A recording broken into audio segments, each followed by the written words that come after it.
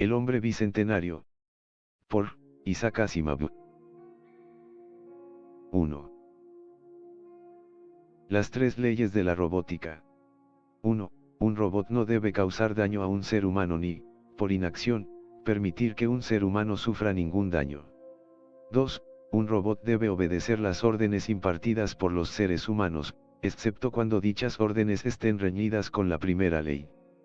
3. Un robot debe proteger su propia existencia, mientras dicha protección no esté reñida ni con la primera ni con la segunda ley. Gracias, dijo Andrew Martin, aceptando el asiento que le ofrecían. Su semblante no delataba a una persona acorralada, pero eso era. En realidad su semblante no delataba nada, pues no dejaba ver otra expresión que la tristeza de los ojos. Tenía el cabello lacio, castaño claro y fino, y no había vello en su rostro. Parecía recién afeitado. Vestía anticuadas, pero pulcras ropas de color rojo aterciopelado. Al otro lado del escritorio estaba el cirujano, y la placa del escrito incluía una serie identificatoria de letras y números, pero Andrew no se molestó en leerla. Bastaría con llamarle doctor. ¿Cuándo se puede realizar la operación, doctor?, preguntó. El cirujano murmuró, con esa inalienable nota de respeto que un robot siempre usaba ante un ser humano. No estoy seguro de entender cómo o en quién debe realizarse esa operación, señor. El rostro del cirujano habría revelado cierta respetuosa intransigencia si tal expresión, o cualquier otra, hubiera sido posible en el acero inoxidable con un ligero tono de bronce. Andrew Martin estudió la mano derecha del robot, la mano quirúrgica, que descansaba en el escritorio. Los largos dedos estaban artísticamente modelados en curvas metálicas tan gráciles y apropiadas que era fácil imaginarlas empuñando un escalpelo que momentáneamente se transformaría en parte de los propios dedos. En su trabajo no habría vacilaciones, tropiezos, temblores ni errores. Eso iba unido a la especialización tan deseada por la humanidad que pocos robots poseían ya un cerebro independiente.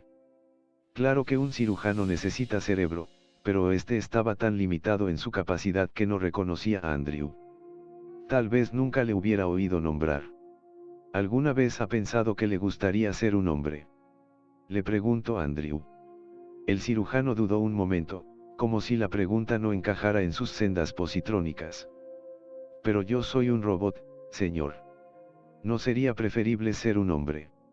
Sería preferible ser mejor cirujano. No podría serlo si fuera hombre, solo si fuese un robot más avanzado. Me gustaría ser un robot más avanzado.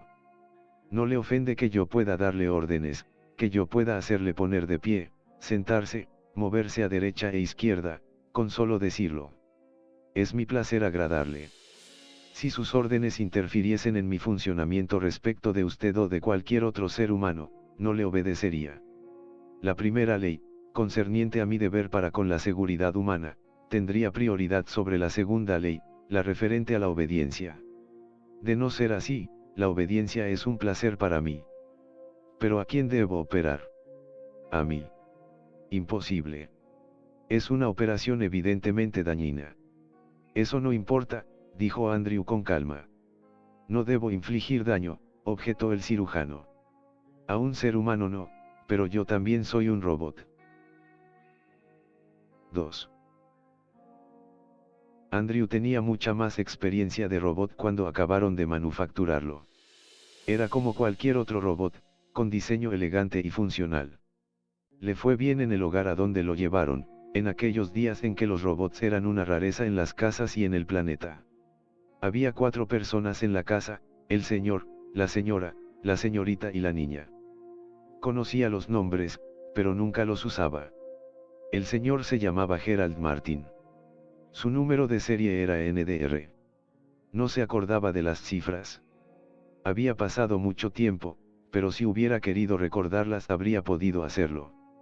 Solo que no quería. La niña fue la primera en llamarlo Andrew, porque no era capaz de pronunciar las letras, y todos hicieron lo mismo que ella. La niña llegó a vivir 90 años y había fallecido tiempo atrás. En cierta ocasión, él quiso llamarla señora, pero ella no se lo permitió. Fue niña hasta el día de su muerte.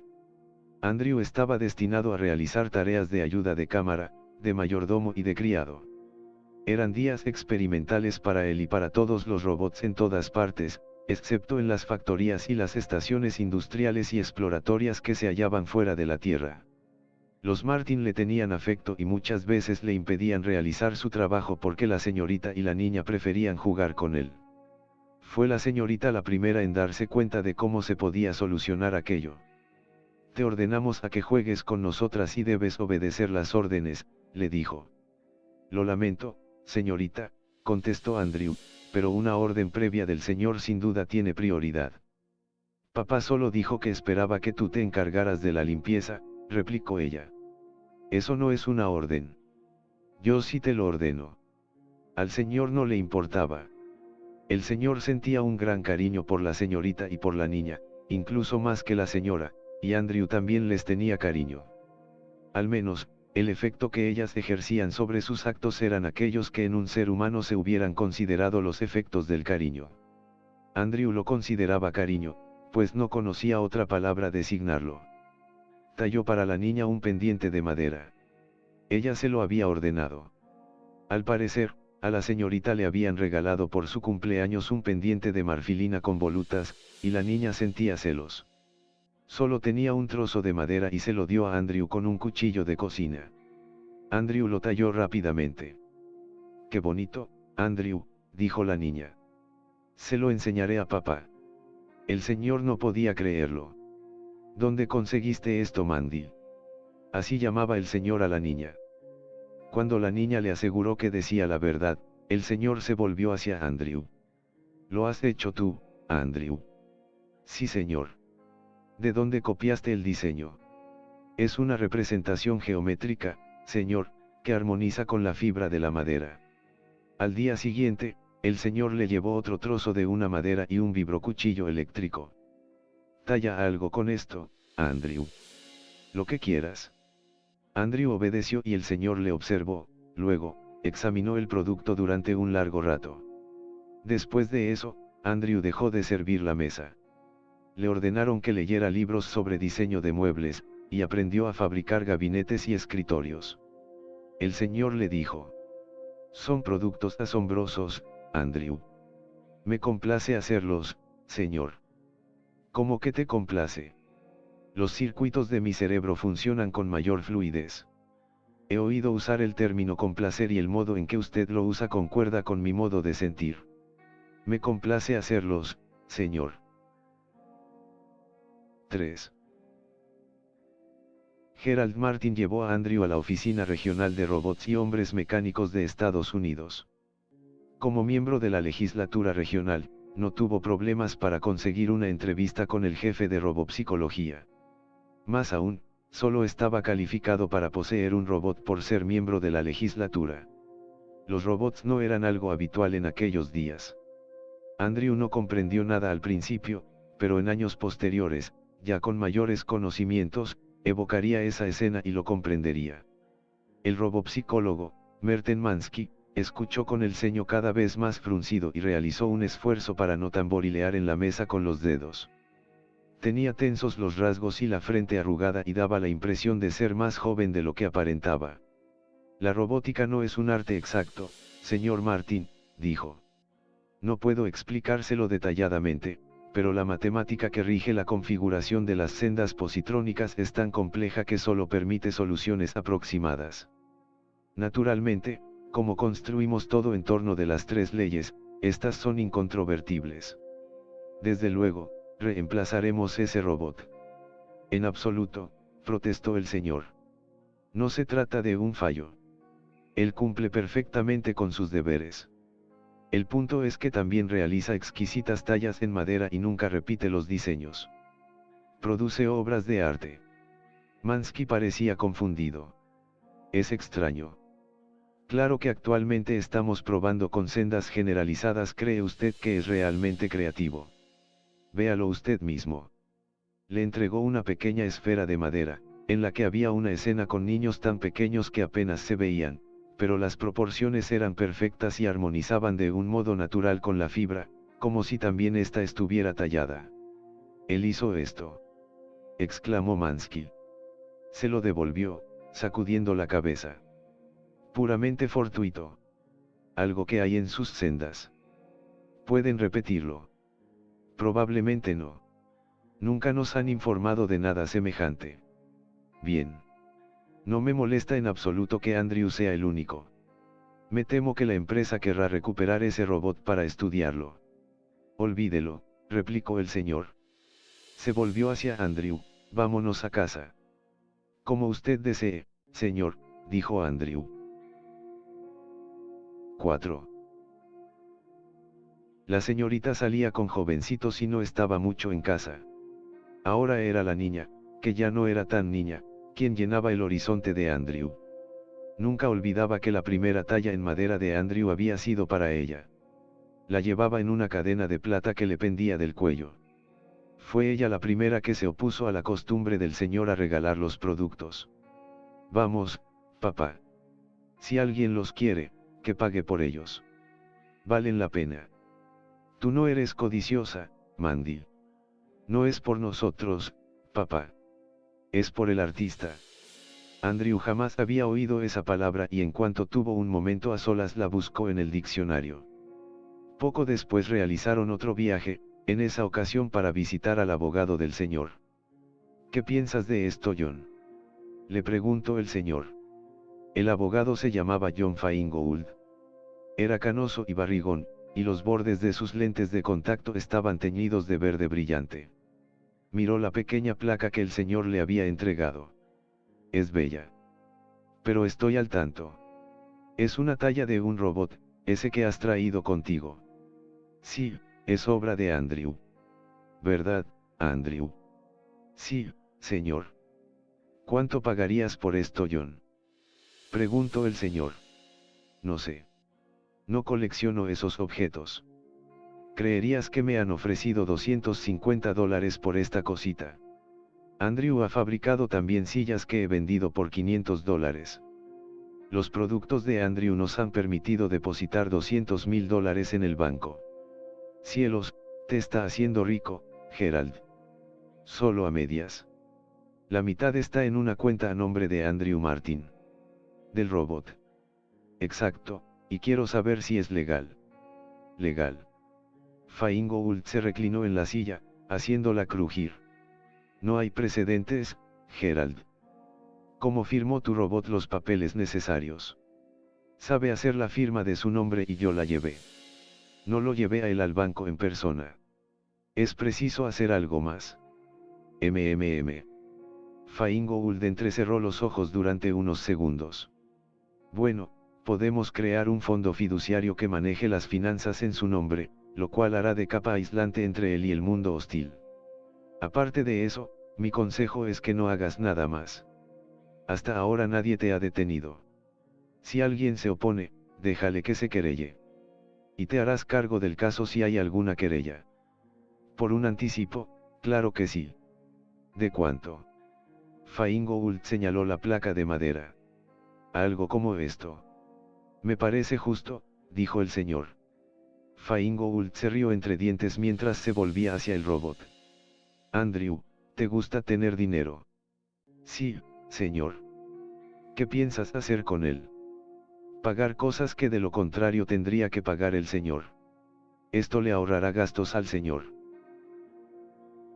5. Hubo ocasiones para ello. Las reparaciones eran costosas y las revisiones aún más. Con los años se produjeron nuevos modelos de robot, y el señor se preocupó de que Andrew contara con cada nuevo dispositivo, hasta que fue un dechado de excelencia metálica. El propio robot se encargaba de los gastos. Andrew insistía en ello. Solo sus sendas positrónicas permanecieron intactas. El señor insistía en ello. Los nuevos no son tan buenos como tú, Andrew. Los nuevos robots no sirven. La empresa ha aprendido a hacer sendas más precisas, más específicas, más particulares. Los nuevos robots no son versátiles. Hacen aquello para lo cual están diseñados y jamás desvían. Te prefiero a ti. Gracias, señor. Y es obra tuya, Andrew, no lo olvides. Estoy seguro de que Mansky puso fin a las sendas generalizadas en cuanto te echó un buen vistazo. No le gustó que fueras tan imprevisible. ¿Sabes cuántas veces pidió que te llevaríamos para estudiarte? 9 veces. Pero nunca se lo permití, y ahora que se ha retirado quizá nos dejen en paz. El cabello del señor disminuyó y encaneció, y el rostro se le puso fofo, pero Andrew tenía mejor aspecto que cuando entró a formar parte de la familia. La señora se había unido a una colonia artística de Europa y la señorita era poeta en Nueva York. A veces escribían, pero no con frecuencia. La niña estaba casada y vivía a poca distancia. Decía que no quería abandonar a Andrew y cuando nació su hijo, el señorito, dejó que el robot cogiera el biberón para alimentarlo. Andrew comprendió que el señor, con el nacimiento de ese nieto, tenía ya alguien que reemplazara a quienes se habían ido. No sería tan injusto presentarle su solicitud. Señor, le dijo, ha sido usted muy amable al permitir que yo gastara mi dinero según mis deseos. Era tu dinero, Andrew. Solo por voluntad de usted, señor. No creo que la ley le hubiera impedido conservarlo. La ley no me va a persuadir de que me porte mal, Andrew. A pesar de todos los gastos y a pesar de los impuestos, señor, tengo casi $600,000. Lo sé, Andrew. Quiero dárselos, señor. No los aceptaré, Andrew. A cambio de algo que usted puede darme, señor. Ah, ¿qué es eso, Andrew? Mi libertad, señor. Tú. Quiero comprar mi libertad, señor. 6. No fue tan fácil. El señor se sonrojó, soltó un por amor de Dios, dio media vuelta y se alejó.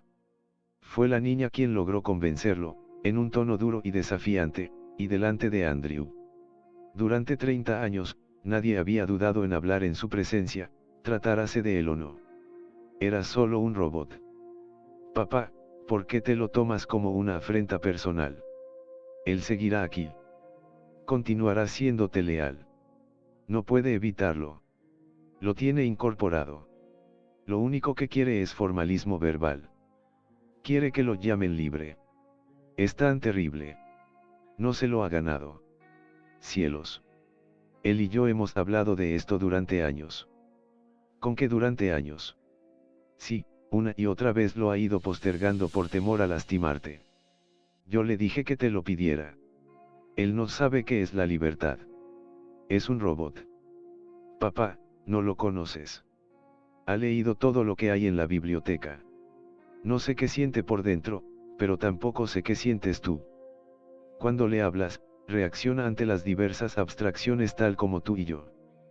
¿Qué otra cosa cuenta? Si las reacciones de alguien son como las nuestras, ¿qué más se puede pedir? La ley no adoptará esa actitud, se obstinó el señor, exasperado. Se volvió hacia Andrew y le dijo con voz ronca, mira, oye. No puedo liberarte a no ser de una forma legal, y si esto llega a los tribunales no solo no obtendrás la libertad, sino que la ley se enterará oficialmente de tu fortuna. Te dirán que un robot no tiene derecho a ganar dinero. Vale la pena que pierdas tu dinero por esta farsa. La libertad no tiene precio, señor, replicó Andrew. Solo la posibilidad de obtenerla ya vale ese dinero. 7. El tribunal también podía pensar que la libertad no tenía precio y decidir que un robot no podía comprarla por mucho que pagase, por alto que fuese el precio. La declaración del abogado regional, que representaba a quienes habían entablado un pleito conjunto para oponerse a la libertad de Andrew, fue esta: la palabra libertad no significaba nada cuando se aplicaba a un robot, pues solo un ser humano podía ser libre. Lo repitió varias veces, siempre que le parecía apropiado, lentamente, moviendo las manos al son de las palabras. La niña pidió permiso para hablar en nombre de Andrew. La llamaron por su nombre completo, el cual Andrew nunca había oído antes. Amanda Laura Martin Charney puede acercarse al estrado. Gracias, señoría. No soy abogada y no sé hablar con propiedad, pero espero que todos presten atención al significado e ignoren las palabras. Comprendamos qué significa ser libre en el caso de Andrew. En algunos sentidos, ya lo es. Lleva por lo menos 20 años sin que un miembro de la familia Martin le ordene hacer algo que él no hubiera hecho por propia voluntad. Pero si lo deseamos, podemos ordenarle cualquier cosa y expresarlo con la mayor rudeza posible, porque es una máquina y nos pertenece. ¿Por qué ha de seguir en esa situación, cuando nos ha servido durante tanto tiempo y tan lealmente y ha ganado tanto dinero para nosotros? No nos debe nada más, los deudores somos nosotros. Aunque se nos prohibiera legalmente someter a Andrew a una servidumbre involuntaria, él nos serviría voluntariamente. Concederle la libertad será solo una triquiñuela verbal, pero significaría muchísimo para él. Le daría todo y no nos costaría nada. Por un momento pareció que el juez contenía una sonrisa. Entiendo su argumentación, señora Charney. Lo cierto es que a este respecto no existe una ley obligatoria ni un precedente. Sin embargo, existe el supuesto tácito de que solo el ser humano puede gozar de libertad. Puedo establecer una nueva ley, o someterme a la decisión de un tribunal superior, pero no puedo fallar en contra de ese supuesto. Permítame interpelar al robot. Andrew. Sí, señoría. Era la primera vez que Andrew hablaba ante el tribunal y el juez se asombró de la modulación humana de aquella voz. ¿Por qué quieres ser libre, Andrew? ¿En qué sentido es importante para ti? ¿Desearía usted ser esclavo, señoría? Pero no eres esclavo. Eres un buen robot, un robot genial, por lo que me han dicho, capaz de expresiones artísticas sin parangón. ¿Qué más podrías hacer si fueras libre? Quizá no pudiera hacer más de lo que hago ahora, señoría, pero lo haría con mayor alegría. Creo que solo alguien que desea la libertad puede ser libre. Yo deseo la libertad. Y eso le proporcionó al juez un fundamento. El argumento central de su sentencia fue: no hay derecho a negar la libertad a ningún objeto que posea una mente tan avanzada como para entender y desear ese estado. Más adelante, el Tribunal Mundial ratificó la sentencia. 8. El señor seguía disgustado y su áspero tono de voz hacía que Andrew se sintiera como si tuviese un cortocircuito. No quiero tu maldito dinero, Andrew. Lo tomaré solo porque de lo contrario no te sentirás libre. A partir de ahora, puedes elegir tus tareas y hacerlas como te plazca. No te daré órdenes, excepto esta, que hagas lo que se te plazca. Pero sigo siendo responsable de ti. Esa forma parte de la sentencia del juez. Espero que lo entiendas. No seas irascible, papá, interrumpió la niña. La responsabilidad no es una gran carga. Sabes que no tendrás que hacer nada. Las 3 leyes siguieron vigentes. Entonces, ¿en qué sentido es libre? ¿Acaso los seres humanos no están obligados por sus leyes, señor? No voy a discutir, dijo el señor. Se marchó, y a partir de entonces Andrew lo vio con poca frecuencia. La niña iba a verlo a menudo a la casita que le habían construido y entregado. No disponía de cocina ni cuarto de baño. Solo tenía 2 habitaciones. Una era una biblioteca y la otra servía de depósito y taller.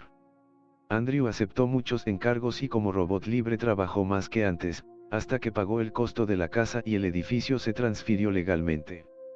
Un día, fue a verlo el señorito, no, George. El señorito había insistido en eso después de la sentencia del juez. Un robot libre no llama señorito a nadie, le había dicho George. Yo te llamo Andrew. Tú debes llamarme George. El día en que George fue a verlo a solas le informó de que el señor estaba agonizando. La niña se encontraba junto al lecho, pero el señor también quería estuviese Andrew. El señor habló con voz potente, aunque parecía incapaz de moverse. Se esforzó en levantar la mano. Andrew, dijo, Andrew. No me ayudes, George. Me estoy muriendo, eso es todo, no estoy impedido. Andrew, me alegra que seas libre. Solo quería decirte eso. Andrew no supo qué decir. Nunca había estado frente a un moribundo, pero sabía que era el modo humano de dejar de funcionar. Era como ser desmontado de una manera involuntaria e irreversible, y Andrew no sabía qué era lo apropiado decir en ese momento. Solo pudo quedarse en pie, callado e inmóvil. Cuando todo terminó, la niña le dijo: Tal vez te haya parecido huraño hacia el final, Andrew, pero estaba viejo y le dolió que quisieras ser libre. Y entonces Andrew halló las palabras adecuadas. Nunca habría sido libre sin él, niña. 9. Andrew comenzó a usar ropa después de la muerte del Señor. Empezó por ponerse unos pantalones viejos, unos que le había dado George. George ya estaba casado y era abogado. Se incorporó a la firma de Feingold. El viejo Feingold había muerto tiempo atrás, pero su hija continuó con el bufete, que con el tiempo pasó a llamarse Feingold y Martin. Conservó ese nombre incluso cuando la hija se retiró y ningún Feingold la sucedió. En la época en que Andrew se puso ropa por primera vez, el apellido Martin acababa de añadirse a la firma. George se esforzó en no sonreír al verle ponerse los pantalones por primera vez, pero Andrew le notó la sonrisa en los ojos. George le enseñó a cómo manipular la carga de estática para permitir que los pantalones se abrieran, le cubrieran la parte inferior del cuerpo y se cerraran. George le hizo una demostración con sus propios pantalones, pero Andrew comprendió que él tardaría en imitar la soltura de ese movimiento. ¿Y para qué quieres llevar pantalones, Andrew?, dijo George. Tu cuerpo resulta tan bellamente funcional que es una pena cubrirlo, especialmente, cuando no tienes que preocuparte por la temperatura ni por el pudor. Y además no se ciñen bien sobre el metal. ¿Acaso los cuerpos humanos no resultan bellamente funcionales, George? Sin embargo, os cubrís. Para abrigarnos, por limpieza, como protección, como adorno. Nada de eso aplica en tu caso. Me siento desnudo sin ropa. Me siento diferente, George. Diferente. Andrew, hay millones de robots en la Tierra. En esta región, según el último censo, hay casi tantos robots como hombres. Lo sé, George. Hay robots que realizan cualquier tipo de tarea concebible. Y ninguno de ellos usa ropa. Pero ninguno de ellos es libre, George. Poco a poco, Andrew mejoró su guardarropa. Lo inhibían la sonrisa de George y la mirada de las personas que le encargaban trabajos. Aunque fuera libre, el detallado programa con que había sido construido le imponía un determinado comportamiento con la gente, y solo se animaba a avanzar poco a poco. La desaprobación directa lo contrariaba durante meses. No todos aceptaban la libertad de Andrew. Él era incapaz de guardarles rencor, pero sus procesos mentales se encontraban con dificultades al pensar en ello. Sobre todo, evitaba ponerse ropa cuando creía que la niña iba a verlo. Era ya una anciana que a menudo vivía lejos, en un clima más templado, pero en cuanto regresaba iba a visitarlo. En uno de esos regresos, George le comentó: ella me ha convencido, Andrew. Me presentaré como candidato a la legislatura el año próximo. De tal abuelo, tal nieto, dice ella. De tal abuelo, Andrew se interrumpió, desconcertado. Quiero decir que yo, el nieto, seré como el señor, el abuelo, que estuvo un tiempo en la legislatura. Eso sería agradable, George. Si el señor aún estuviera. Se interrumpió de nuevo, pues no quería decir en funcionamiento. No parecía adecuado. Vivo, lo ayudó George. Sí, pienso en el viejo monstruo de cuando en cuando. Andrew reflexionó sobre esa conversación. Se daba cuenta de sus limitaciones de lenguaje al hablar con George. El idioma había cambiado un poco desde que Andrew se había convertido en un ser con vocabulario innato. Además, George practicaba una lengua coloquial que el señor y la niña no utilizaban. ¿Por qué llamaba monstruo al señor, cuando esa palabra no parecía la apropiada? Los libros no lo ayudaban. Eran antiguos y la mayoría trataban de tallas en madera, de arte o de diseño de muebles. No había ninguno sobre el idioma ni sobre las costumbres de los seres humanos. Pensó que debía buscar los libros indicados y, como robot libre, supuso que sería mejor no preguntarle a George. Iría a la ciudad y haría uso de la biblioteca. Fue una decisión triunfal y sintió que su electropotencial se elevaba tanto que tuvo que activar una bobina de impedancia. Se puso un atuendo completo, incluida una cadena de madera en el hombro. Hubiera preferido plástico brillante, pero George le había dicho que la madera resultaba más elegante y que el cedro bruñido era mucho más valioso. Llevaba recorridos 30 metros cuando una creciente resistencia le hizo detenerse. Desactivó la bobina de impedancia, pero no fue suficiente. Entonces, regresó a la casa y anotó cuidadosamente en un papel. Estoy en la biblioteca, lo dejó a la vista, sobre la mesa. 10. No llegó a la biblioteca. Había estudiado el plano. Conocía el itinerario, pero no su apariencia. Los monumentos al natural no se asemejaban a los símbolos del plano y eso le hacía dudar. Finalmente pensó que debía de haberse equivocado, pues todo parecía extraño. Se cruzó con algún que otro robot campesino, pero cuando se decidió a preguntar no había nadie a la vista. Pasó un vehículo y no se detuvo. Andrew se quedó de pie, indeciso, y entonces vio venir dos seres humanos por el campo. Se volvió hacia ellos, y ellos cambiaron de rumbo para salirse al encuentro. Un instante antes iban hablando en voz alta, pero se habían callado. Tenían una expresión que Andrew asociaba con la incertidumbre de los humanos y eran jóvenes, aunque no mucho. 20 años. Andrew nunca sabía determinar la edad de los humanos. Señores, ¿podrían indicarme el camino hacia la biblioteca de la ciudad? Uno de ellos, el más alto de los dos, que llevaba un enorme sombrero, le dijo al otro. Es un robot. El otro tenía nariz prominente y párpados gruesos. Va vestido, comentó. El alto cascó los dedos. Es el robot libre. En casa de los Martin tienen un robot libre que no pertenece a nadie. ¿Por qué otra razón iba a usar ropa? Pregúntaselo. Eres el robot de los Martin. Soy Andrew Martin, señor. Bien, pues quítate esa ropa. Los robots no usan ropa. Y le dijo al otro, es repugnante. Míralo. Andrew titubeó. Hacía tanto tiempo que no oía una orden en ese tono de voz que los circuitos de la segunda ley se atascaron un instante. Quítate la ropa, repitió el alto. Te lo ordeno. Andrew empezó a desvestirse. Tíralas allí, le ordenó el alto. Si no pertenece a nadie, sugirió el de nariz prominente, podría ser nuestro. De cualquier modo, dijo el alto, ¿quién va a poner objeciones a lo que hagamos? No estamos dañando ninguna propiedad, y le indicó a Andrew, apóyate sobre la cabeza. La cabeza no es para, balbuceó él. Es una orden. Si no sabes cómo hacerlo, inténtalo. Andrew volvió a dudar y luego apoyó la cabeza en el suelo. Intentó levantar las piernas y cayó pesadamente.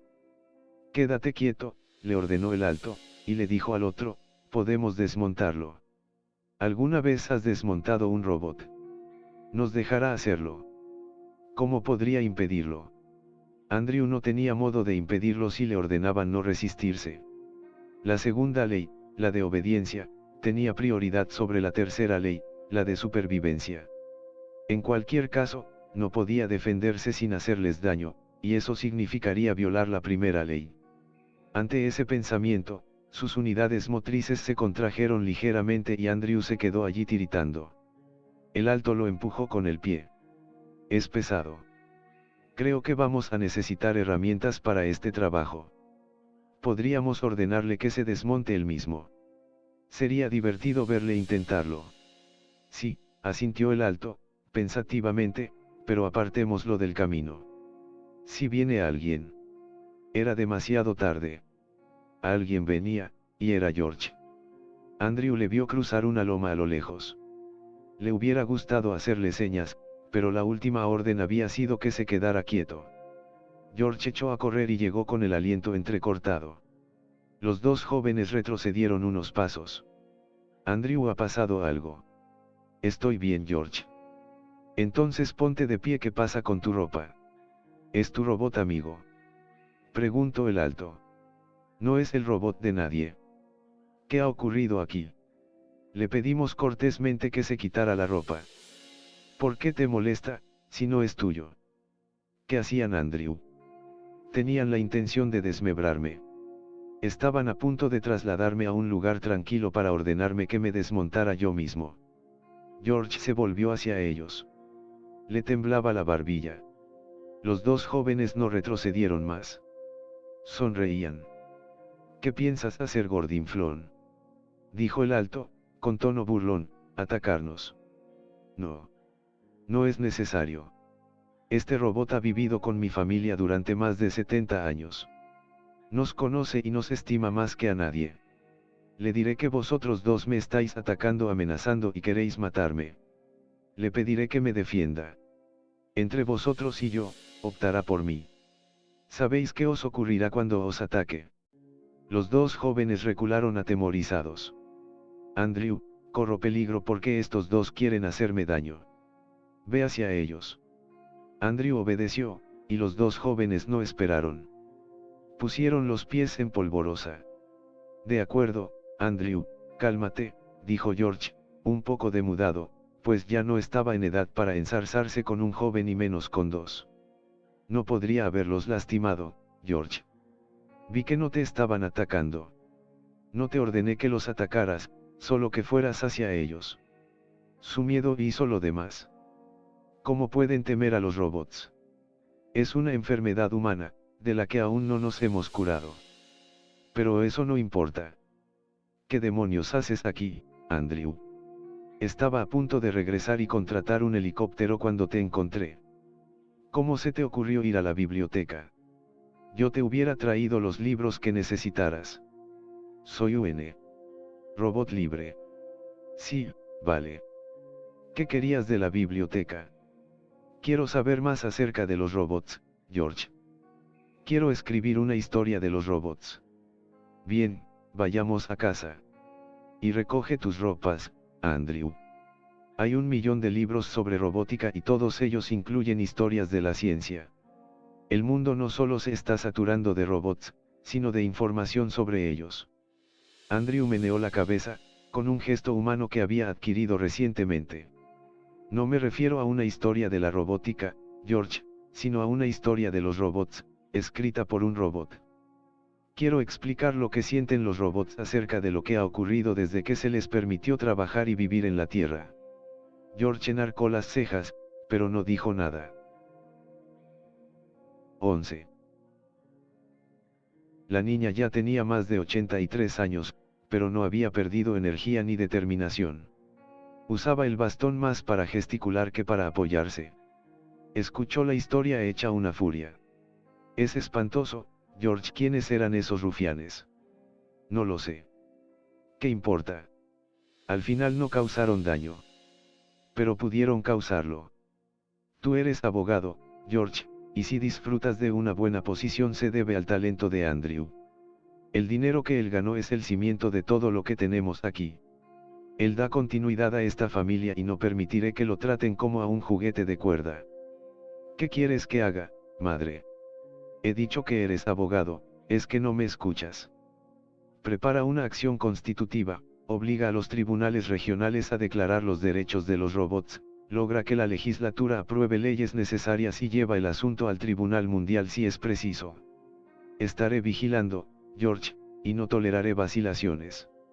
Hablaba en serio, y lo que comenzó como un modo de aplacar a esa formidable anciana se transformó en un asunto complejo, tan enmarañado que resultaba interesante.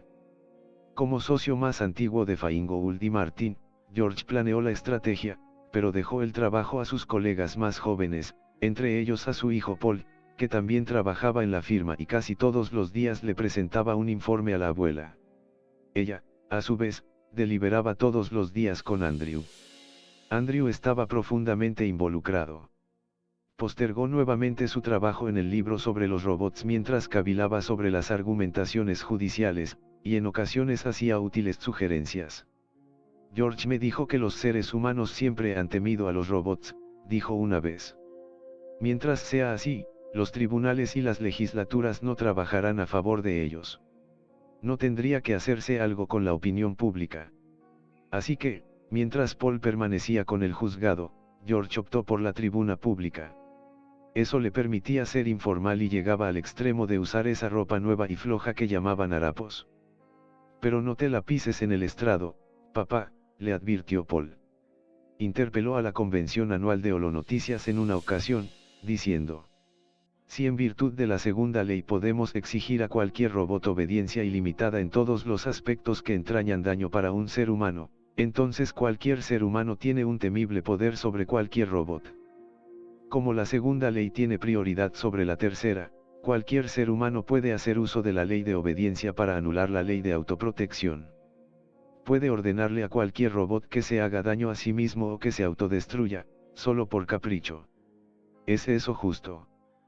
Trataríamos así a un animal. Hasta un objeto inanimado que nos ha prestado un buen servicio se gana nuestra consideración. Y un robot no es insensible. No es un animal. Puede pensar, hablar, razonar, bromear. Podemos tratarlos como amigos, podemos trabajar con ellos y no brindarles el fruto de esa amistad, el beneficio de la colaboración mutua. Si un ser humano tiene el derecho de darle a un robot cualquier orden que no suponga daño para un ser humano, debería tener la decencia de no darle a un robot ninguna orden que suponga daño para un robot, a menos que lo requiera la seguridad humana. Un gran poder supone una gran responsabilidad, y si los robots tienen 3 leyes para proteger a los hombres, es mucho pedir que los hombres tengan un par de leyes para proteger a los robots. Andrew tenía razón. La batalla por ganarse la opinión pública fue la clave en los tribunales y en la legislatura, y al final se aprobó una ley que imponía unas condiciones, según las cuales se prohibían las órdenes lesivas para los robots. Tenía muchos vericuetos y los castigos por violar la ley eran insuficientes, pero el principio quedó establecido. La legislatura mundial la aprobó el día de la muerte de la niña. No fue coincidencia que la niña se aferrara a la vida tan desesperadamente durante el último debate y solo cejara cuando le comunicaron la victoria. Su última sonrisa fue para Andrew. Sus últimas palabras fueron: "Fuiste bueno con nosotros, Andrew". Murió cogiéndole la mano, mientras George, con su esposa y sus hijos, permanecía a respetuosa distancia de ambos. 12. Andrew aguardó pacientemente mientras el recepcionista entraba al despacho. El robot podría haber usado el interfono holográfico, pero sin duda era presa de cierto nerviosismo por tener que tratar con otro robot y no con un ser humano. Andrew se detuvo cavilando sobre esa cuestión. Nerviosismo era la palabra adecuada para una criatura que en vez de nervios tenía sendas positrónicas. Podía usarse como un término analógico. Esos problemas seguían con frecuencia mientras trabajaba en su libro sobre los robots. El esfuerzo de pensar frases para expresar todas las complejidades le había mejorado el vocabulario. Algunas personas lo miraban al pasar, y él no eludía sus miradas. Las afrontaba con calma y la gente se alejaba. Salió Paul Martin. Parecía sorprendido, aunque Andrew tuvo dificultades para verle la expresión, pues Paul usaba ese grueso maquillaje que la moda imponía para ambos sexos y, aunque le confería más vigor a su blando rostro, Andrew lo desaprobaba. Había notado que desaprobar a los seres humanos no le inquietaba demasiado mientras no lo manifestara verbalmente. Incluso podía expresarlo por escrito. Estaba seguro de que no siempre había sido así. Entra, Andrew. Lamento haberte hecho esperar, pero tenía que concluir una tarea. Entra. Me dijiste que querías hablar conmigo, pero no sabía que querías hablarme aquí. Si estás ocupado, Paul, estoy dispuesto a esperar. Paul miró el juego de sombras cambiantes en el cuadrante de la pared que servía como reloj. Dispongo de un rato. ¿Has venido solo? Alquilé un automóvil. ¿Algún problema? Preguntó Paul, con cierta ansiedad. No esperaba ninguno. Mis derechos están protegidos. La ansiedad de Paul se agudizó. Andrew, te he explicado que la ley no es de ejecución obligatoria salvo en situaciones excepcionales. Y si insistes en usar ropa acabarás teniendo problemas, como aquella primera vez. La única. Paul. Lamento que estés disgustado. Bien, míralo de este modo, eres prácticamente una leyenda viviente, Andrew, y eres demasiado valioso para arrogarte el derecho de ponerte en peligro como anda el libro. Me estoy acercando al final, Paul. El editor está muy contento. Bien. No sé si se encuentra contento exactamente con el libro en cuanto tal. Creo que piensa vender muchos ejemplares porque está escrito por un robot, y eso le hace estar contento. Me temo que es muy humano. No estoy disgustado. Que se venda, sea cual sea la razón, porque eso significará dinero y me vendrá bien. La abuela te dejó. La niña era generosa y sé que puedo contar con la ayuda de la familia. Pero espero que los derechos del libro me ayuden en el próximo paso. ¿De qué hablas? Quiero ver al presidente de Robots y Hombres Mecánicos S.A. He intentado concentrar una cita, pero hasta ahora no pude dar con él. La empresa no colaboró conmigo en la preparación del libro, así que no me sorprende. Paul estaba divirtiéndose. Colaboración es lo último que puedes esperar. La empresa no colaboró con nosotros en nuestra gran lucha por los derechos de los robots. Todo lo contrario, ya entiendes por qué, si les otorgas derechos a los robots, quizá la gente no quiera comprarlos. Pero si llamas tú, podrás conseguirme una entrevista. Me tienen poca simpatía como a ti, Andrew. Quizá puedas insinuar que la firma Feingold y Martin está dispuesta a iniciar una campaña para reforzar aún más los derechos de los robots. No sería una mentira, Andrew. Sí, Paul, y yo no puedo mentir. Por eso debes llamar tú. Ah, no puedes mentir, pero puedes instigarme a mentir, ¿verdad? Eres cada vez más humano, Andrew. 13. No fue fácil, a pesar del renombre de Paul. Pero al fin se logró. Harley Smythe Robertson, que descendía del fundador de la empresa por línea materna y había adoptado ese guión en el apellido para indicarlo, parecía disgustado. Se aproximaba a la edad de jubilarse, y el tema de los derechos de los robots había acaparado su gestión como presidente. Llevaba el cabello gris aplastado y el rostro sin maquillaje. Miraba a Andrew con hostilidad. Hace un siglo, dijo Andrew, un tal Merten Mansky, de esta empresa, me dijo que la matemática que rige la trama de las sendas positrónicas era tan compleja que solo permitía soluciones complejas y, por lo tanto, mis aptitudes no eran del todo previsibles. Eso fue hace casi un siglo. Smythe Robertson dudó un momento, luego añadió en tono frío, ya no es así. Nuestros robots están construidos y adiestrados con precisión para realizar sus tareas. Sí, dijo Paul, que estaba allí para cerciorarse de que la empresa actuara limpiamente, con el resultado de que mi recepcionista necesita asesoramiento cada vez que se aparta de una tarea convencional. Más se disgustaría usted si se pusiera a improvisar, replicó Smythe Robertson. Entonces, ustedes ya no manufacturan robots como yo, flexibles y adaptables. Preguntó Andrew. No. La investigación que he realizado para preparar mi libro, prosiguió Andrew, indica que soy el robot más antiguo en activo. El más antiguo ahora y el más antiguo siempre. El más antiguo que habrá nunca. Ningún robot es útil después de 25 años. Los recuperaremos para reemplazarlos por modelos más nuevos. Ningún robot es útil después de 25 años tal como se los fabrica ahora, señaló Paul. Andrew es muy especial en ese sentido. Andrew, ateniéndose al rumbo que se había trazado, dijo. Por ser el robot más antiguo y flexible del mundo, no soy tan excepcional como para merecer un tratamiento especial de la empresa. En absoluto, respondió Smythe Robertson. Ese carácter excepcional es un estorbo para la empresa. Si usted estuviera alquilado, en vez de haber sido vendido por una infortunada decisión, lo habríamos reemplazado hace muchísimo tiempo. Pero de eso de trata, se animó Andrew. Soy un robot libre y soy dueño de mí mismo. Por lo tanto, acudo a usted a pedirle que me reemplace. Usted no puede hacerlo sin el consentimiento del dueño. En la actualidad, ese consentimiento se incluye obligatoriamente como condición para el alquiler, pero en mi época no era así. Smythe Robertson estaba estupefacto y desconcertado, y guardó silencio. Andrew observó el holograma de la pared. Era una máscara mortuoria de Susan Calvin, santa patrona de la robótica. Había muerto 2 siglos atrás, pero después de escribir el libro Andrew le conocía tan bien que tenía la sensación de haberla tratado personalmente. ¿Cómo puedo reemplazarte?, replicó Smythe Robertson. Si le reemplazo como robot, ¿cómo puedo darle el nuevo robot a usted, el propietario, si en el momento del reemplazo usted deja de existir. Sonrió de un modo siniestro. No es difícil, terció Paul.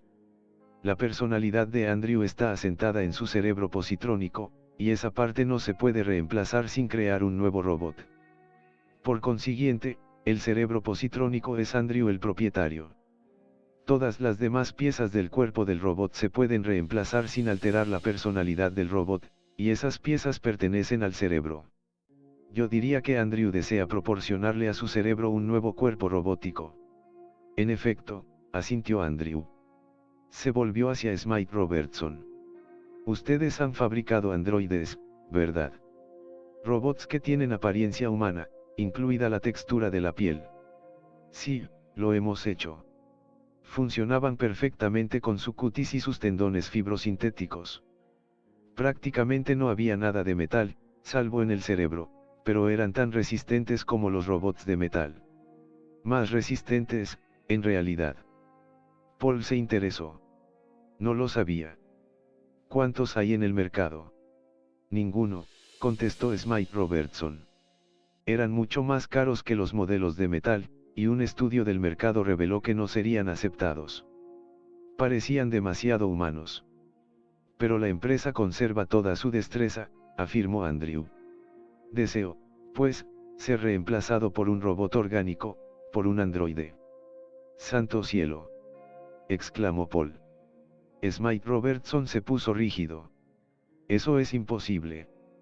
¿Por qué imposible? Preguntó Andrew. Pagaré lo que sea, dentro de lo razonable, por supuesto. No fabricamos androides. No quieren fabricar androides, dijo Paul. Eso no es lo mismo que no poseer la capacidad para fabricarlos. De todos modos, fabricar androides va contra nuestra política pública. No hay ley que lo prohíba, señaló Paul. Aún así, no los fabricamos ni pensamos hacerlo. Paul se aclaró la garganta. Señor Smythe Robertson, Andrew es un robot libre y está amparado por la ley que garantiza los derechos de los robots. Entiendo que usted está al corriente de ello. Ya lo creo. Este robot, como robot libre, opta por usar vestimenta. Por esta razón, a menudo es humillado por seres humanos desconsiderados, a pesar de la ley que prohíbe humillar a los robots. Es difícil tomar medidas contra infracciones vagas que no cuentan con la reprobación general de quienes deben decidir sobre la culpa y la inocencia.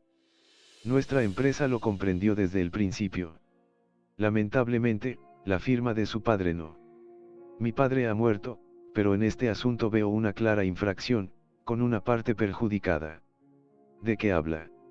Gruñó Smythe Robertson.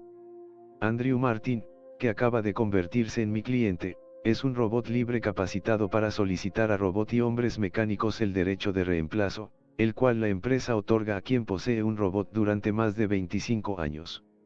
Más aún, la empresa insiste en que haya reemplazos. Paul sonrió con desenfado. El cerebro positrónico de mi cliente es propietario del cuerpo de mi cliente, que, desde luego, tiene más de 25 años.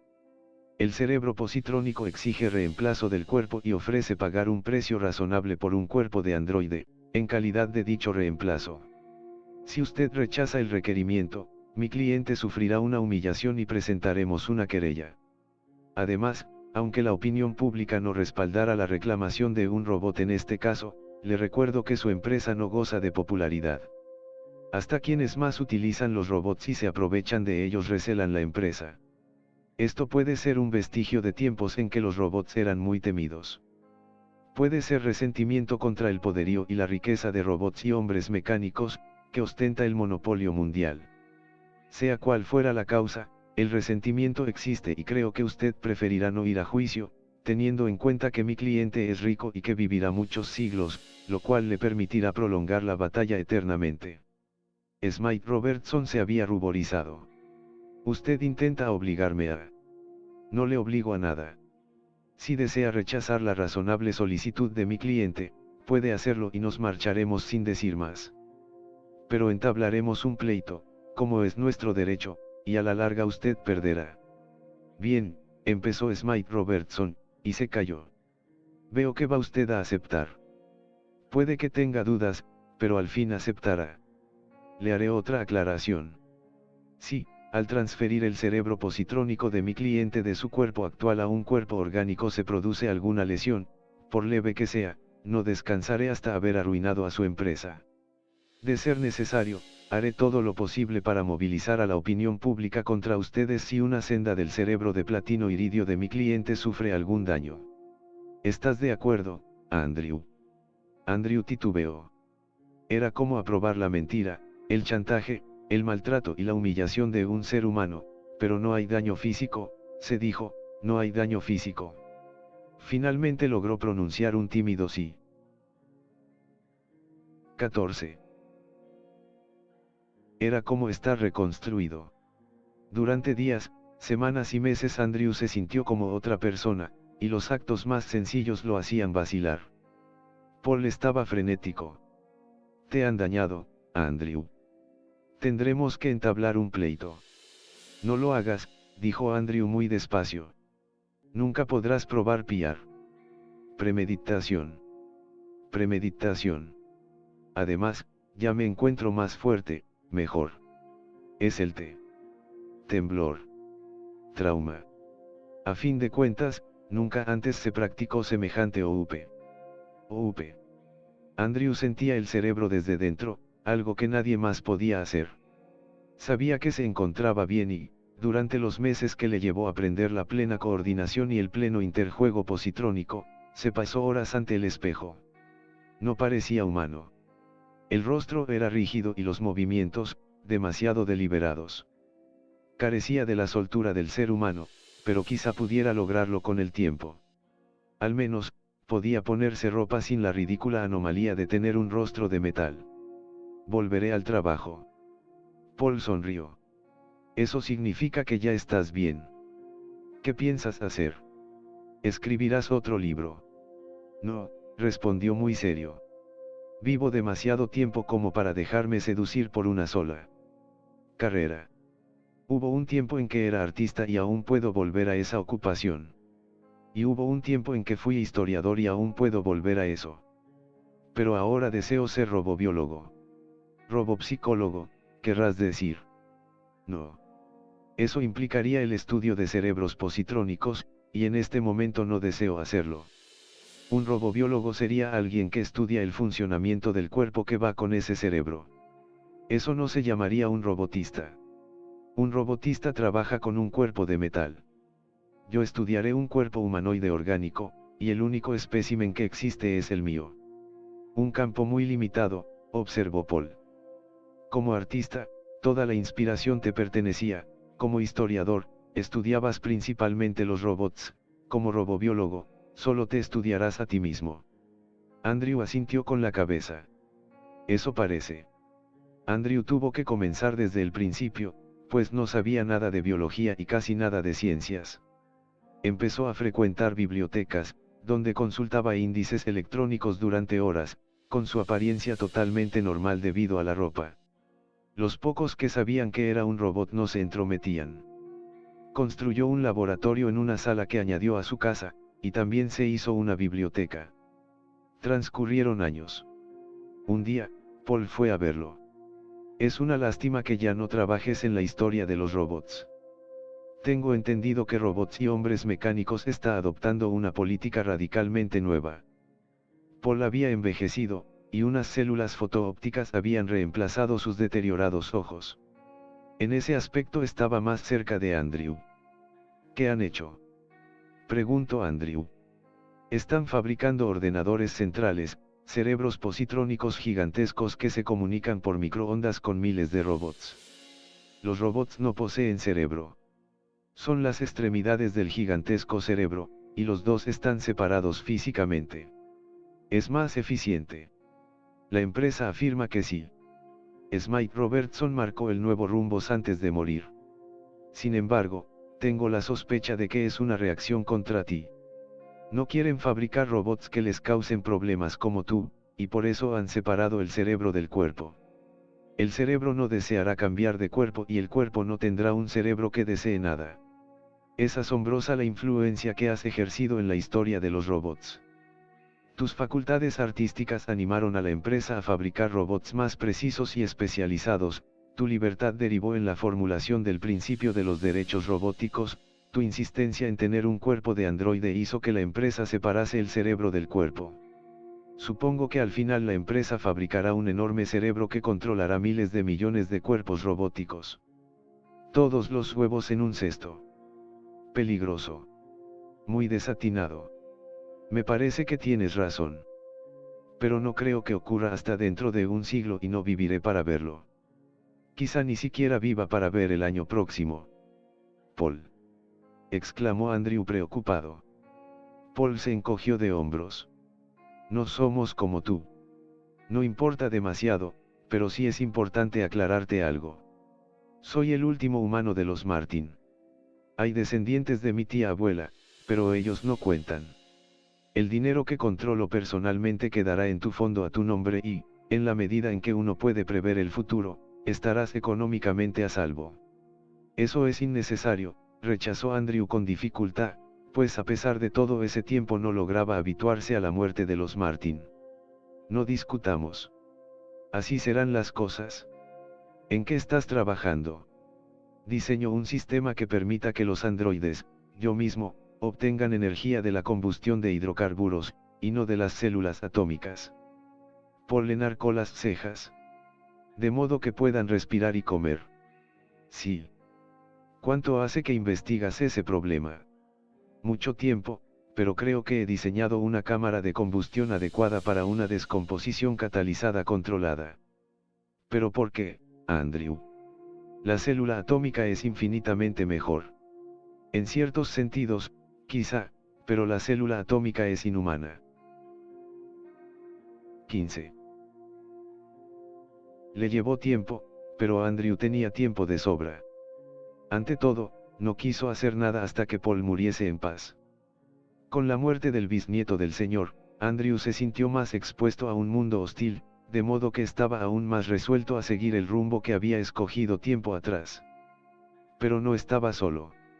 Aunque un hombre había muerto, la firma Feingold y Martin seguía viva, pues una empresa no muere, así como no muere un robot. La firma tenía sus instrucciones y las cumplió al pie de la letra. A través del fondo fiduciario y la firma legal, Andrew conservó su fortuna y, a cambio de una suculenta comisión anual, Feingold y Martin se involucró en los aspectos legales de la nueva cámara de combustión. Cuando llegó el momento de visitar Robots y Hombres Mecánicos S.A., lo hizo a solas. En una ocasión había ido con el señor y en otra con Paul, esta vez era la tercera, estaba solo y parecía un hombre. La empresa había cambiado. La planta de producción se había desplazado a una gran estación espacial, como ocurría con muchas industrias. Con ellas se habían ido muchos robots. La Tierra parecía cada vez más un parque, con una población similar a robots, de los cuales un 30% estaban dotados de un cerebro autónomo. El director de investigaciones era Alvin McDescu, de tez y cabellos oscuros y barba puntiaguda. Sobre la cintura solo usaba la faja pectoral impuesta por la moda. Andrew vestía según la anticuada moda de varias décadas. Te conozco, desde luego, dijo McDescu, y me agrada verte. Eres uno de nuestros productos más notables y es una lástima que el viejo Smythe Robertson te tuviera inquina. Podríamos haber un gran trato contigo. Aún pueden. No, no creo. Ha pasado el momento. Hace más de un siglo que tenemos robots en la Tierra, pero eso está cambiando. Se irán al espacio y los que permanezcan aquí no tendrán cerebro. Pero quedo yo, y me quedo en la Tierra. Sí, pero tú no pareces robot. ¿Qué nueva solicitud traes? Quiero ser menos robot. Como soy tan orgánico, deseo una fuente orgánica de energía. Aquí tengo los planos. McDescu los miró sin prisa. Los observaba con creciente interés. Es notablemente ingenioso. ¿A quién se le ha ocurrido todo esto? A mí. McDescu lo miró fijamente. Supondría una reestructuración total del cuerpo y sería experimental, pues nunca se ha intentado. Te aconsejo que no lo hagas, que te quedes como estás. El rostro de Andrew tenía una capacidad expresiva limitada, pero no ocultó su impaciencia. Profesor Magdescu, no lo entiende. Usted no tiene más opción que acceder a mi requerimiento. Si se pueden incorporar estos dispositivos a mi cuerpo, también se pueden incorporar a cuerpos humanos. La tendencia a prolongar la vida humana mediante prótesis se está afianzando. No hay dispositivos mejores que los que yo he diseñado. Controlo las patentes a través de Feingold y Martin. Somos capaces de montar una empresa para desarrollar prótesis que quizá terminen generando seres humanos con muchas de las propiedades de los robots. Su empresa se verá afectada. En cambio, si me opera ahora y accede a hacerlo en circunstancias similares en el futuro, percibirá una comisión por utilizar las patentes y controlar la tecnología robótica y protésica para seres humanos. El alquiler inicial se otorgará solo cuando se haya realizado la primera operación, y cuando haya pasado tiempo suficiente para demostrar que tuvo éxito. La primera ley no le creó ninguna inhibición ante las severas condiciones que le estaba imponiendo a un ser humano. Había aprendido que lo que parecía crueldad podía resultar bondad a la larga. Magdescu estaba estupefacto. No soy yo quien debe decidir en semejante asunto. Es una decisión de empresa y llevará tiempo. Puedo esperar un tiempo razonable, dijo Andrew, pero solo un tiempo razonable. Y pensó con satisfacción que Paul mismo no lo habría hecho mejor. 16. Fue solo un tiempo razonable, y la operación resultó todo un éxito. Yo me oponía a esta operación, Andrew, le dijo Magdescu, pero no por lo que tú piensas. No estaba en contra del experimento, de haberse tratado de otro. Detestaba poner en peligro tu cerebro positrónico. Ahora que tienes sendas positrónicas que actúan recíprocamente con sendas nerviosas simuladas, podría resultar difícil rescatar el cerebro intacto si el cuerpo se deteriorase. Yo tenía confianza en la capacidad personal de la empresa. Y ahora puedo comer. Bueno, puedes sorber aceite de oliva. Eso significa que habrá que hacer de vez en cuando limpieza de la cámara de combustión, como ya te hemos explicado. Es un factor incómodo, diría yo. Quizá, si yo no pensara seguir adelante. La autolimpieza no es imposible. Estoy trabajando en un dispositivo que se encargará de los alimentos sólidos que incluyan parte no combustible, la materia indigerible, por así decirlo, que habrá que desechar. Entonces, necesitarás un ano. Su equivalente. ¿Qué más, Andrew? Todo lo demás. También genitales. En la medida en que concuerden con mis planes. Mi cuerpo es un lienzo donde pienso dibujar. Magdescu aguardó a que concluyera la frase, pero como la pausa se prolongaba decidió redondearla él mismo. Un hombre. Ya veremos, se limitó a decir Andrew. Es una ambición contradictoria, Andrew. Tú eres mucho mejor que un hombre. Has ido cuesta abajo desde que optaste por ser orgánico. Mi cerebro no se ha dañado. No, claro que no. Pero, Andrew, los nuevos hallazgos protésicos que han posibilitado tus patentes se comercializan bajo tu nombre. Eres reconocido como el gran inventor y se te honra por ello. Tal como eres. ¿Por qué quieres arriesgar más tu cuerpo? Andrew no respondió. Los honores llegaron. Aceptó el nombramiento en varias instituciones culturales, entre ellas una consagrada a la nueva ciencia que él había creado, la que él llamó robobiología, pero que se denominaba protetología. En el 150 aniversario de su fabricación, se celebró una cena de homenaje en robots y hombres mecánicos. Si Andrew vio en ello alguna ironía, no lo mencionó. Alvin Magdescu, ya jubilado, presidió la cena. Tenía 94 años y aún vivía porque tenía prótesis que, entre otras cosas, cumplían las funciones del hígado y de los riñones. La cena alcanzó su momento culminante cuando Magdescu, al cabo de un discurso breve y emotivo, alzó la copa para brindar por el robot sesquicentenario. Andrew se había hecho remodelar los tendones del rostro hasta el punto de que podía expresar una gama de emociones, pero se comportó de un modo pasivo durante toda la ceremonia. No le agradaba ser un robot sesquicentenario. 17. La protetología le permitió a Andrew abandonar la Tierra. En las décadas que siguieron a la celebración del sesquicentenario, La Luna se convirtió en un mundo más terrícola que la Tierra en todos los aspectos menos en el de la gravedad, un mundo que albergaba una densa población en sus ciudades subterráneas. Allí, las prótesis debían tener en cuenta la menor gravedad, y Andrew pasó 5 años en la Luna trabajando con especialistas locales para introducir las necesarias adaptaciones. Cuando no se encontraba trabajando, deambulaba entre los robots, que lo trataban con cortesía robótica debida a un hombre. Regresó a la Tierra, que era monótona y apacible en comparación, y fue a las oficinas de Feingold y Martin para anunciar su vuelta. El entonces director de la firma, Simon Delon, se quedó sorprendido. «Nos habían anunciado que regresabas, Andrew», dijo, aunque estuvo a punto de llamarlo señor Martin, «pero no te esperábamos hasta la semana entrante». «Me impacienté», contestó bruscamente Andrew, que ansiaba ir al grano.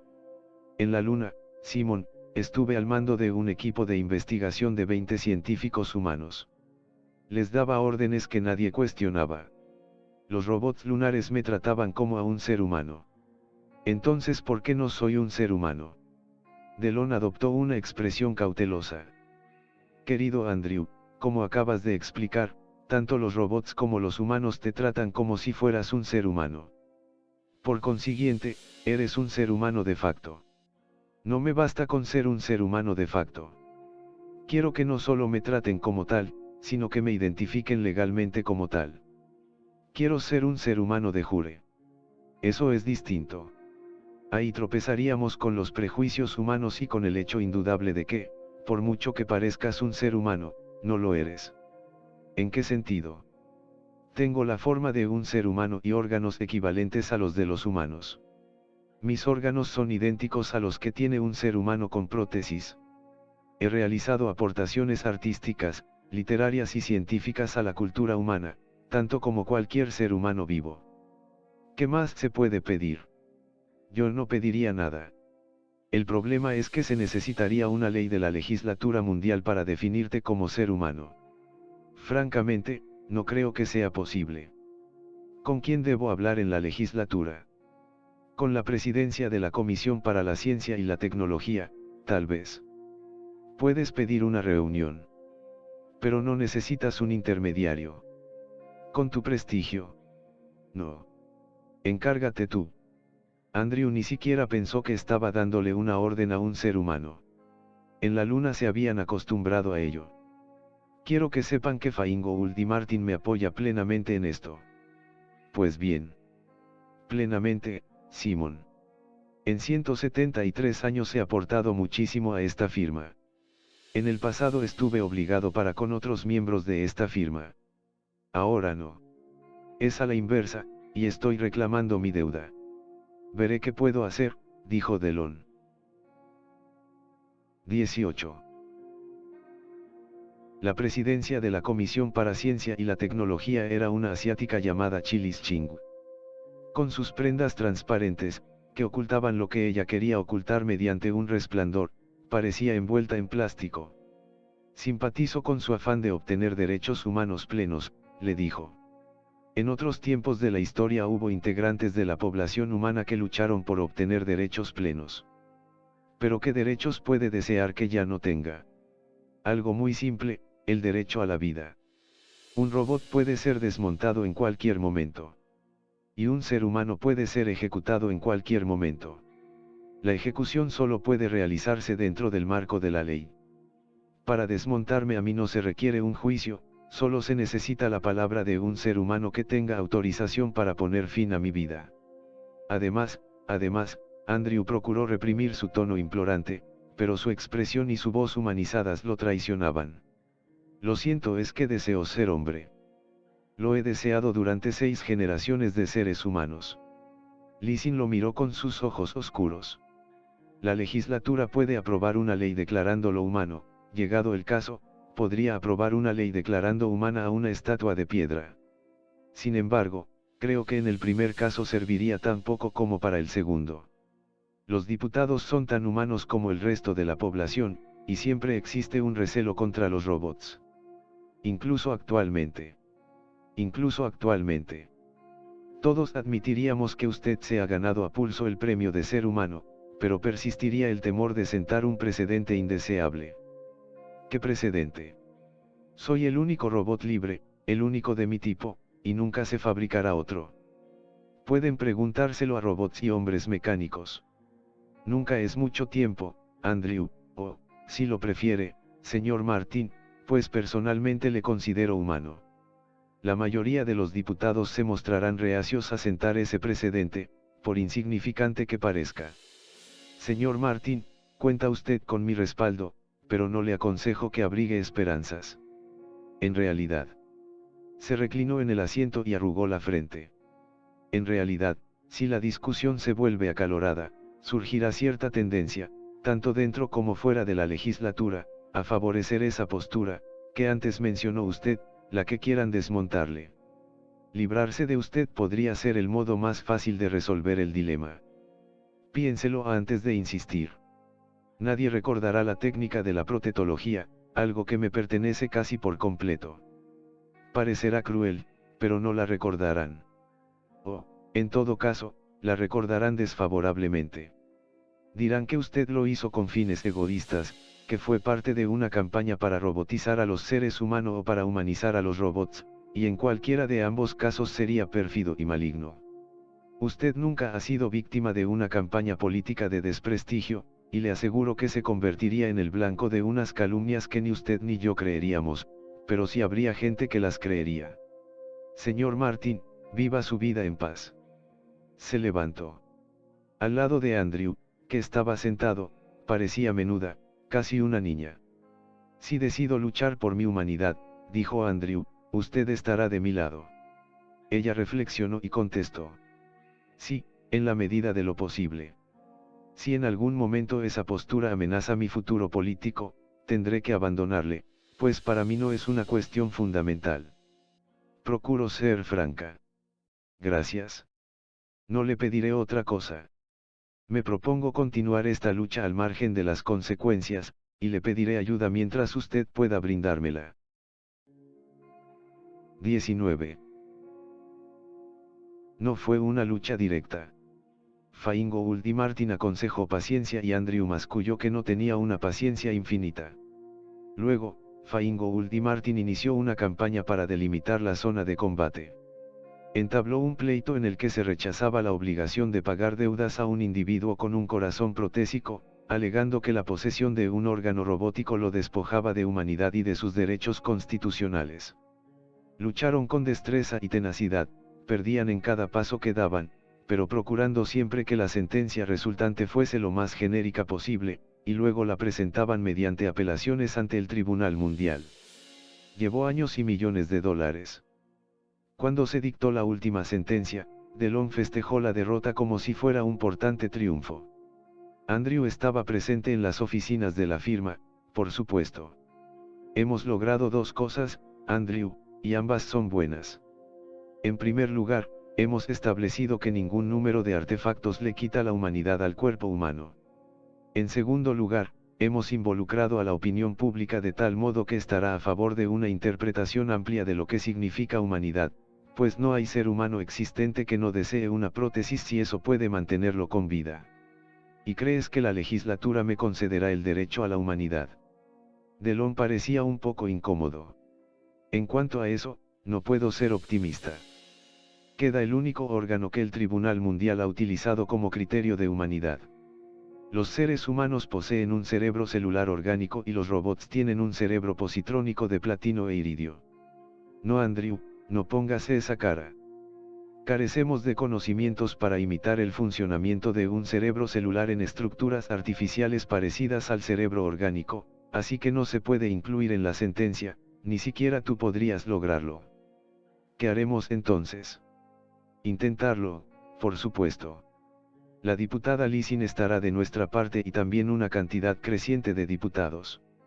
El presidente sin duda seguirá la opinión de la mayoría de la legislatura en este asunto. Contamos con una mayoría. No, al contrario. Pero podríamos obtenerla si el público expresa su deseo de que se te incluya en una interpretación amplia de lo que significa humanidad. Hay pocas probabilidades, pero si no deseas abandonar debemos arriesgarnos. 20. La diputada Lisin era mucho más vieja que cuando Andrew la conoció. Ya no llevaba aquellas prendas transparentes, sino que tenía el cabello corto y vestía con ropa tubular. En cambio, Andrew aún se atenía, dentro de los límites de lo razonable, al modo de vestir que predominaba cuando él comenzó a usar ropa un siglo atrás. Hemos llegado tan lejos como podíamos, Andrew. Lo intentaremos nuevamente después del receso, pero, con franqueza, la derrota es segura y tendremos que desistir. Todos estos esfuerzos solo me han valido una derrota segura en la próxima campaña parlamentaria. Lo sé, y lo lamento. Una vez dijiste que me abandonarías si se llegaba a ese extremo, ¿por qué no lo has hecho? ¿Por qué cambié de opinión? Abandonarte se convirtió en un precio mucho más alto del que estaba dispuesta a pagar por una nueva gestión. Hace más de un cuarto de siglo que estoy en la legislatura. Es suficiente. No hay modo de hacerles cambiar de parecer, Chi. He convencido a toda la gente razonable. El resto, la mayoría, no están dispuestos a renunciar a su aversión emocional. La aversión emocional no es una razón válida para votar a favor o en contra. Lo sé, Andrew, pero la razón que alegan no es la aversión emocional. Todo se reduce al tema del cerebro, pues. Pero es que todo ha de limitarse a una posición entre células y positrones. No hay modo de imponer una definición funcional. Debemos decir que un cerebro está hecho de esto o lo otro. No podemos decir que el cerebro es algo capaz de alcanzar cierto nivel de pensamiento. No dará resultado. Tu cerebro fue fabricado por el hombre, el cerebro humano no. Tu cerebro fue construido, el humano se desarrolló. Para cualquier ser humano que se proponga mantener la barrera entre él y el robot, esas diferencias constituyen una muralla de acero de 1 kilómetro de grosor y 1 kilómetro de altura. Si pudiéramos llegar a la raíz de su antipatía, a la auténtica raíz de... Al cabo de tantos años, comentó tristemente Lisin, sigues intentando razonar con los seres humanos. Pobre Andrew, no te enfades, pero es tu personalidad robótica la que te impulsa en esa dirección. No lo sé, dijo Andrew. Si pudiera someterme. 1. Continuación. Si pudiera someterse. Sabía desde tiempo atrás que podía llegar a ese extremo, y al fin decidió ver al cirujano. Buscó uno con la habilidad suficiente para la tarea, lo cual significaba un cirujano robot, pues no podía confiar en un cirujano humano, ni por su destreza ni por sus intenciones. El cirujano no podría haber realizado la operación en un ser humano, así que Andrew, después de postergar el momento de la decisión con un triste interrogatorio que reflejaba su torbellino interior, dejó de lado la primera ley diciendo: yo también soy un robot.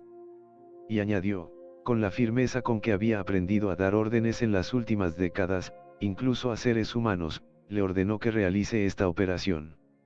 En ausencia de la primera ley, una orden tan firme, impartida por alguien que se parecía tanto a un ser humano, activó la segunda ley, imponiendo la obediencia.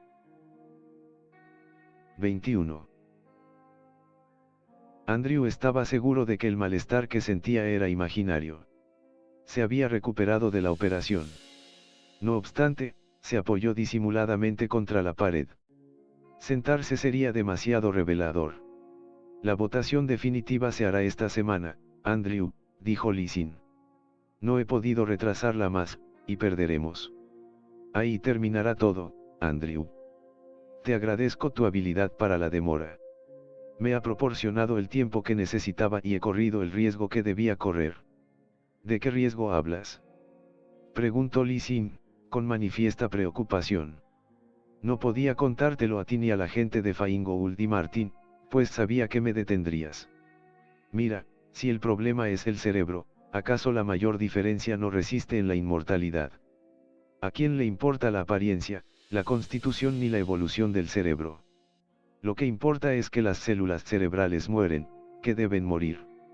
Aunque se mantengan o se reemplacen los demás órganos, las células cerebrales, que no se pueden reemplazar sin alterar y matar la personalidad, deben morir con el tiempo. Mis sendas positrónicas, han durado casi 2 siglos sin cambios y pueden durar varios siglos más. No es esa la barrera fundamental. Los seres humanos pueden tolerar que un robot sea inmortal, pues no importa cuánto dure una máquina, pero no pueden tolerar a un ser humano inmortal, pues su propia mortalidad solo es tolerable siempre y cuando sea universal. Por eso no quieren considerarme humano. ¿A dónde quieres llegar, Andrew? He eliminado ese problema. Hace décadas, mi cerebro positrónico fue conectado a nervios orgánicos. Ahora una última operación ha reorganizado esas conexiones de tal modo que lentamente mis sendas pierdan potencial. La azorada Lizzie cayó un instante. Luego, apretó los labios. ¿Quieres decir que has planeado morirte, Andrew? Es imposible. Eso viola la tercera ley. No. He escogido entre la muerte de mi cuerpo y la muerte de mis aspiraciones y deseos. Habría violado la tercera ley si hubiese permitido que mi cuerpo viviera a costa de una muerte mayor.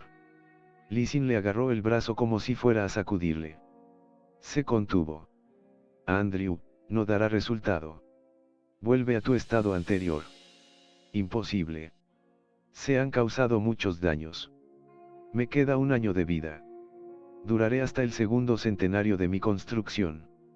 Me permití esa debilidad. Vale la pena. Andrew, eres un necio. Si consigo la humanidad, habrá valido la pena. De lo contrario, mi lucha terminará, y eso también habrá valido la pena.